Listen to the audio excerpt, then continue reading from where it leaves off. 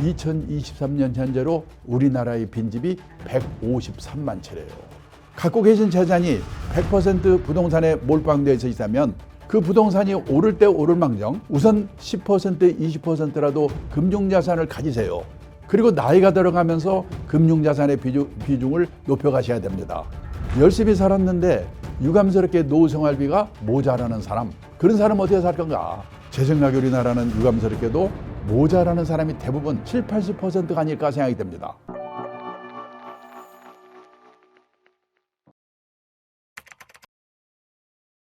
근데 최근에요, 일본에 아는 친구가 일본에 지금 문고판 책으로 베스트셀러가 되어 있는 책을 한 권 보내줬습니다. 제목이 뭐냐? 정년 후의 진실. 그 책을 읽고 제가 깜짝 놀랐습니다. 일본은 우리보다 몇십 년 앞서서 선진국이 돼 있고 몇십 년 앞서서 자본 주적을 시작한 나라고요. 일찍 선진국이 됐고요. 연금도 일찍 도입이 됐고 먹고 살 걱정은 전혀 없는 줄 알았어요. 아닙니다. 일본의 60세에서 80세까지 월 평균 수입이 얼마냐? 25만 엔, 우리 돈으로 250만 원이에요. 우리가 큰 차이가 없어요.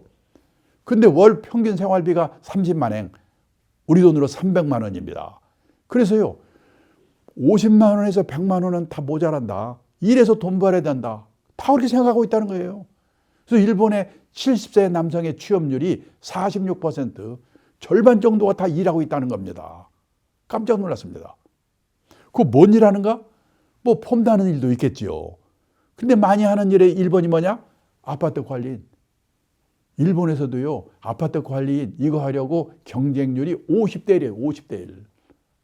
가사 대행 서비스. 이거 가사 도우미입니다. 제 친구는 사장인데요. 그 딸이 대학 나온 40대 후반인데요. 애 둘을 키우느라고 회사를 퇴직했답니다. 애만 키운 게 아니라 틈틈이 시간을 내가지고 간호사 자격을 받는 전문학교를 다녔대요. 대학 나온 애가 간호사 자격을 따로 받은 거예요. 근데 지금 일본에는 우리도 곧 그렇게 될 것 같은데 방문개호라고 해가지고, 개호는 우리말로 말하면 간병, 돌봄 이런 뜻이거든요. 경제력 있는 노인들이 혼자 아니면 둘이 사는 집에 가가지고 주사도 놔주고 건강 체크해주고 간단한 집안일 도와주고 그러는 일의 수요가 폭발적으로 늘고 있대요. 그거에서 돈 벌고 있어요. 사장 딸이고 대학 나왔는데. 중요한 거는 이런 일을 하면서도 쪽팔려 하지 않고 이런 일을 하는 사람을 우습게 보지 않고, 그 다음에 또 하나 뭐냐? 노노케어. 젊은 노인이 나이 든 노인 도와주는 게 큰 일거리예요. 지금요, 일본의 경우에는 이 노인은 늘어나는데 돈을 봐줄 사람이 없어요. 시설이 마땅치가 않아요. 지금 우리 경우에는 중국 동포가 와서 도와주는 게 한 40, 50%를 차지하고 있기 때문에 아직 다들 느낌이 없는데요. 그분들이 생활이 수준이 높아지고 애도 안 낳고 만약 안 오게 되면 난리 날 겁니다. 그래서 일본에는요, 이 요양시설에 가보게 되면 앞에 딱 써 있어요. 60대, 70대, 심지어 80대까지 건강한 시니어를 환영합니다. 와서 일하세요. 그런 지금 세상이 되어 있는 겁니다. 그 다음에 스팟 아르바이트. 미리 등록을 합니다. 그러면요, 연락이 옵니다. 내일 오후 3시부터 6시까지 어디서 뭐 할 사람 모십시오. 가서 그 일을 딱 하면요, 그 자리에서 돈을 준다는 거예요. 이 스팟 아르바이트를 주선하는 회사가 동경증권거래소 상장회사라는 겁니다. 이런 일들이 대부분이에요. 근데 그동안에 우리나라는 일도 없지만은 하고 싶어도 체면, 남의 눈 때문에 어려웠거든요. 그런데 요 몇 년 전부터 우리나라도요, 무섭게 바뀌고 있어요. 제가 얼마 전에 택시를 타고 가는데 기사분이 60이 좀 넘은 분인데요. 외국 회사의 서울 사장을 했대요. 이분이 사장할 때는 기사 딸린 고급 승용차에 부인은 사모님 소리 듣고 폼 잡고 다녔대요. 근데 이분이 대단한 게 사장을 끝내자마자 목표를 세웠는데 나는 3년 이내에 개인 택시 받을 자격을 갖자. 그러려면요, 영업용 택시를 3년 무사고 운전해야 된대요. 근데 그분이 1년 8개월 됐다고 하더라고요. 이런 분이 들고 있어요. 그 다음에요, 제 직장 후배 한 분은 여자분인데요. 70이 넘었거든요. 요즘요, 가족이 아프면 이 요양보호사 자격을 따가지고 간병하면 돈을 받잖아요. 자기 어머니를 돌봤대요. 돌아가셨답니다. 누가 오더니 너 자격증이 있고 성실하니까 다른 분을 좀 도와줄 수 없겠느냐. 90 넘은 할머니를 도와드리고 있는데 마음이 맞아서 그런지 모르지만은 너무나 보람 있고 돈도 받고 좋다고요. 옛날 직장 동료 후배 일일이 전화해가지고 빨리 요양보호사 자격 뜬다라고 권유하고 있어요. 돌고 돌아 제 귀까지 돌았으니까. 지금 우리나라도 그런 세상으로 가고 있습니다. 근데요, 그렇게 살다 보니까 나이가 60이 돼서 먹고 살 걱정을 하게 됐다. 돈 걱정 없는데 내가 왜 일을 해야 돼? 아닙니다. 특히 도시에 사는 사람일수록 퇴직하고 소일거리가 없어서 미쳐요. 요즘 서울 시내 인류 호텔에 헬스클럽 한번 가보면은 왕년에 장관, 차관, 사장했던 사람 다 모여 있어요. 거기서 오전 시간 때우고 오후에 커피숍에서. 얼마 전에 정부 고관에 있던 제 친구가 있는데 저녁 먹다 뭐라고 하냐면 자기는 아침에 잠에서 깨면 침대에서 내려오기 전에 오늘은 뭐 할까? 그 생각부터 해놓고 그때 내려온대요. 하루 이틀도 아니고 30년, 40년 그렇게 살아보세요. 환장합니다. 그래서 선진국에서는 퇴직하고 먹고 살 걱정이 없는 사람 뭐 하는가? 취미활동 절반, 봉사활동 절반이면서 약간의 용돈벌이 하는 일, 이런 일들을 다 하고 있다는 거예요. 그 대표적인 게 여기 있는 NPO 활동입니다. 이 민간 비영리 조직, 우리나라 시민단체 NGO가 있죠. NGO는 비정부 기구의 뜻이에요. NGO도 넓은 의미의 NPO에 포함이 되거든요. 미국 가면요, 이 NPO 단체가 100몇십만 개가 있대요. 그래서 퇴직하고도 거기 가서 뭔가 노인들 돌봐주는 일, 애들 교육시키는 일, 사회공헌 활동, 뭐 이런 일들 합니다. 현역실 같으면 100을 받았을 텐데 한 30 내지 40 정도만 받는데요. 먹고 살 걱정은 없는 분들이니까. 그러면 60 내지 70은 사회공헌 활동, 요즘 유행하는 재능 기부지요. 그리고 30 내지 40은 용돈벌이, 아주 공짜라도 재미가 없으니까. 그래서요, 미국에서는 NPO에서 일하는 사람도 다 취업 인구에 포함을 시킨답니다. 몇 년 전 통계를 보니까 미국 전체 취업 인구의 10% 정도가 이 NPO에서 일하는 분들이래요. 이웃나라 일본도 1990년대 후반에 일본 고베이 지진이 나면서 풀뿌리 봉사단체들이 많이 역할을 했거든요. 그래서 일본에도 이런 단체를 많이 만들어야 되겠다 해서 NPO 촉진법을 만들었어요. 지금 그래서 일본에 5만 개 정도의 NPO 단체들이 설립이 됐고, 이 퇴직한 분들이 그런 데 가서 자원봉사 플러스 약간의 용돈벌이 하는 일들을 하고 있다는 거예요.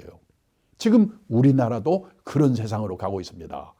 나는 뭘 가지고 해볼까? 그거를 미리미리 젊을 때부터 생각해 보셔야 된다는 거예요.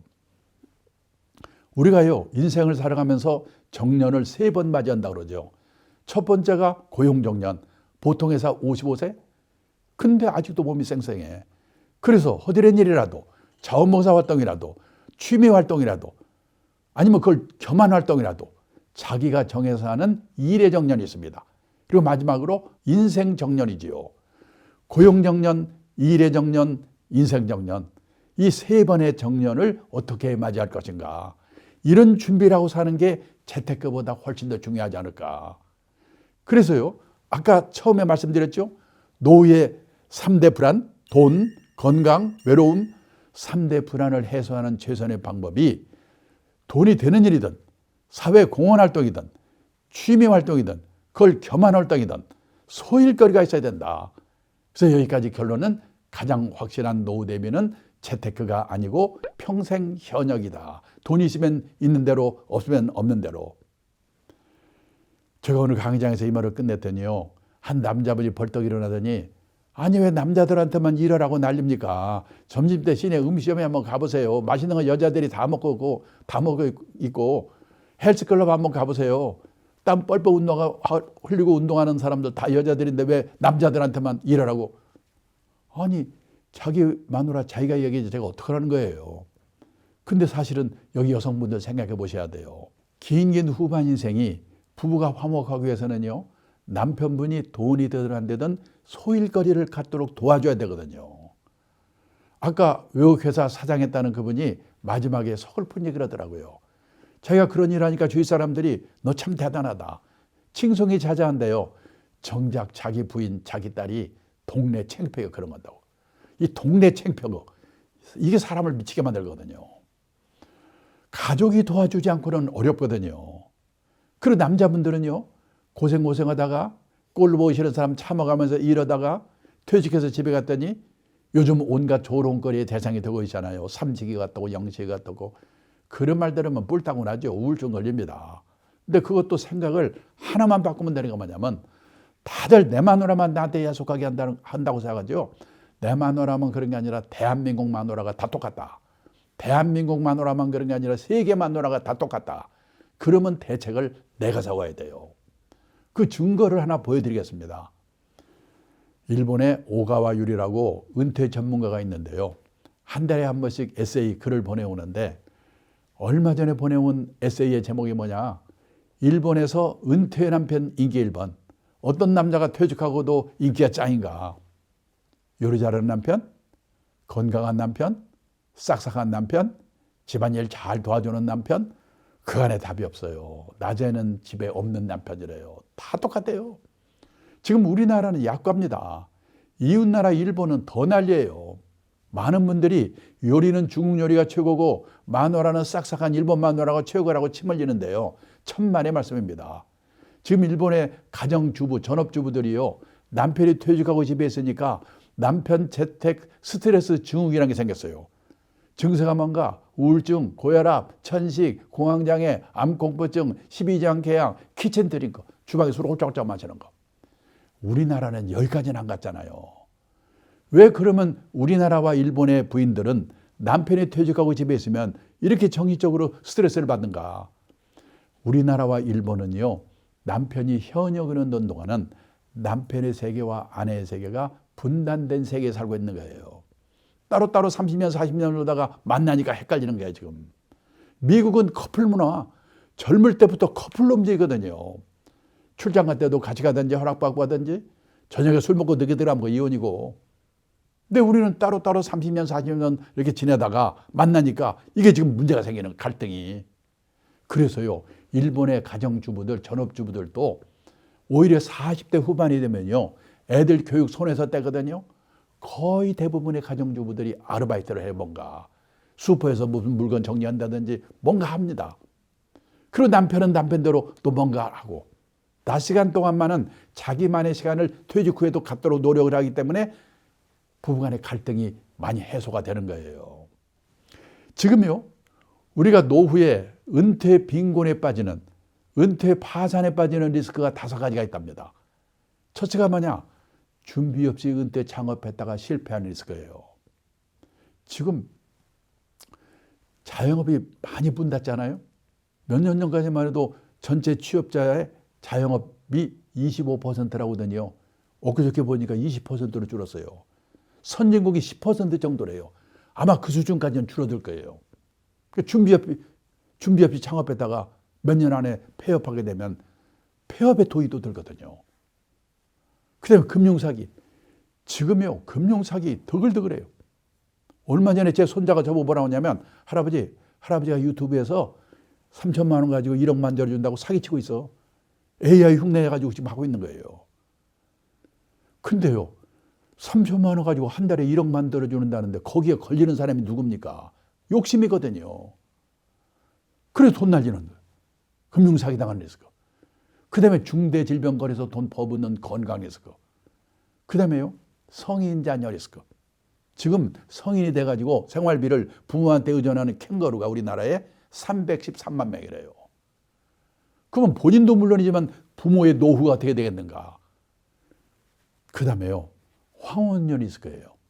황혼년 하게 되면 재산을 반으로 나누게 되거든요. 잘못하면 빈곤 파산하게 되는 거예요. 근데 지금 우리나라에 황혼년이 엄청 늘고 있어요. 1970년대만 해도요, 연평균 이혼 건수가 15,000건 정도였습니다. 2023년에는 92,000건. 옛날에 우리 어머니 세대들은 결혼해서 실망을 하면 팔자라고 생각하고 희망을 버렸는데요. 요즘 여성들은 결혼해서 실망을 하면 남편을 버린답니다. 근데 옛날에는 결혼해서 4년 이내에 아이고 실수했구나, 신혼예언의 비율이 높았거든요. 근데 2023년에는 결혼해서 20년 이상 된 소위 말하는 중년 황혼년의 비율이요, 전체 이혼 건수의 5% 됐는데 1990년도만 해도 2023년에는 36%. 결혼 기간별로 볼 때 비율이 제일 높은 게 중년 황혼연이에요. 요거 조심해야 돼요. 2000년 초에 일본에서요, 이 부부가 갈등이 있어가지고 참다 자녀가 결혼해서 나리다 공항에서 신혼여행 떠나보내고 나서 이혼 선포한다고 그래가지고 나리다 이혼. 이 황혼연이 난리였거든요. 저는 그래서 일본이 황혼연 대국인 줄 알았어요. 아니에요. 이혼율 자체가 일본보다 우리가 높아요. 아시아에서 우리가 이혼율이 1등입니다. 그리고요, 그 난리 황혼연이 많다고 일본 사회문제가 됐다고 그러는데 작년 신문을 보니까 전체 이혼 건수의 중년 황혼연의 비율이 21%였던 거가 23%로 2%포인트 늘어났다고 신문에 대문짝만 해놨더라고요. 우리나라는 36%. 물론 젊은 사람들이 결혼 안 하고 이혼도 좀 줄어드니까 부풀린 게 있어요. 그렇지만 숫자가 좀 늘어나고 있는 건 맞아요. 근데 웃기는 게 이혼 사유입니다. 옛날에 이혼의 3대 이유가 뭐였냐? 첫째, 배우자의 외도. 둘째, 성격 차이. 셋째, 돈 문제였거든요. 요즘 하나 여기에 추가된 게 뭐냐? 퇴직한 남편이 집에서 얼쩡거리는데 스트레스 받아서 이혼한대요. 그게 말입니까? 그게 현실이에요. 그래서 다른 거 없어요. 부부 화목을 위해서라도 남편은 남편대로 부인은 부인대로 소일거리를 찾아야 된다는 겁니다. 그 다음에요, 또 하나 중요한 게 뭐냐? 저도 70대 후반이 돼 보니까 친구들요, 뭐 먹고 살 거는 그럭저럭 해결이 되는데 문제가 뭐냐? 갈 데가 없는 거, 역할이 없는 거, 너무나 공허한 거예요. 티베트의 종교 지도자 달라이라마가 했다는 얘기입니다. 자신이 다른 사람들에게 쓸모있는 존재가 아니라고 생각하는 노인은 자신이 남에게 유용한 존재라고 느낀 노인보다 일찍 숨질 가능성이 3배 가까이 높게 나왔다. 부유한 나라에서 고통과 분노의 정도가 더 심한 건 물질적 부가 부족해서가 아니다. 내가 남에게 필요한 존재라는 느낌이나 내가 사회와 함께하고 있다는 느낌을 더 이상 갖지 못하기 때문에 불행해지는 것이다. 금융회사의 최고인직까지 올라갔던 제 선배 한 분이 퇴직하더니 뭐라고 하냐면 자기는 퇴직하고 나니까 쓸모없는 인간이 된 것 같아서 서글프대요. 근데 쓸모있는 인간을 누가 만들어주는 게 아니거든요. 자기가 만들어야지. 근데 왕년에 높은 자리던 사람, 왕년에 끝발이던 사람 일수록 이게 잘 안 돼요. 그래서요, 소일거리 퇴직하고도 그걸 갖는 게 얼마나 중요한가, 이걸 아셔야 되는데요. 제가 얼마 전에 퇴직한 공무원분들 대상으로 퇴직 수기를 공모하는데 우연히 심사위원을 하게 됐습니다. 심사하면서요, 105분의 수기를 읽었는데 깜짝 놀랐어요. 저는요, 공무원분들은 60까지 보장되지, 연금도 300만 원 이상 다 나온다지, 아무 걱정 없는 줄 알았거든요. 아니에요. 대부분의 그 수기의 내용이 뭐냐? 나와보니까 절벽이다라는 거예요. 제일 비치는 게 뭐냐면 갈 데가 없는 거. 제가 한 번만 사례를 소개하면요, 통계직 공무원에서 지방사무소 소장까지 한 분이에요. 고급 공무원 출신입니다.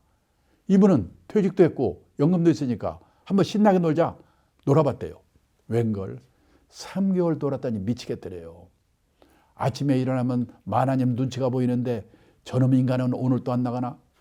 놀래가지고 동네 도서관에 갔더니요, 신문 한 장 보려고 쟁탈전이 벌어지는 거예요. 아이고 꼴 보기 싫어, 취직해야지. 그래서 원서를 여기저기 돌렸는데 준비가 안 돼가지고 면접 보러 오라는 데도 없어요. 근데 오늘 한 군데서 면접 보러 오라고 연락이 왔더래요. 놀래서 봤더니 요즘 많이 생기고 있습니다. 주간노인 보호센터.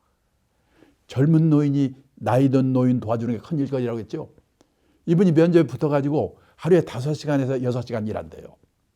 아침에 노인들 자동차로 모셔다가 센터에 가서 돌봐주고 같이 놀고 장기도 두고 노래도 부르고 그런데요. 근데 이분이 싹싹한가 봐요. 또 시골에 노모가 혼자 계시니까 혼자 계신 노모를 생각해서 내 이분들한테 잘해줘야지. 인기짱이에요. 근데 요즘 주간 노인 보호센터가 여기저기 생기면서요, 노인들이 삐치면 딴 데로 가버린대요. 돈이 안 되잖아요. 근데 그 센터는 그분 때문에 오히려 딴 데서 온답니다. 유명인사가 됐어요. 그래서 한 달에 월급을 얼마 받는가? 월급을 70만 원 받고 집에서 내던 건강보험료 30만 원을 회사가 내준대요. 100만 원 벌어다 주고 집이 없으니까 그 수기의 마지막에 뭐라고 써있냐? 그렇게 무섭던 마누라가 천사로 바뀌었다. 세상이 이렇게 바뀌고 있는데 나는 앞으로 어떻게 할 건가? 지금 우리나라는 인구가 5,170만 명이고 가구 수가 2,200만 가구입니다.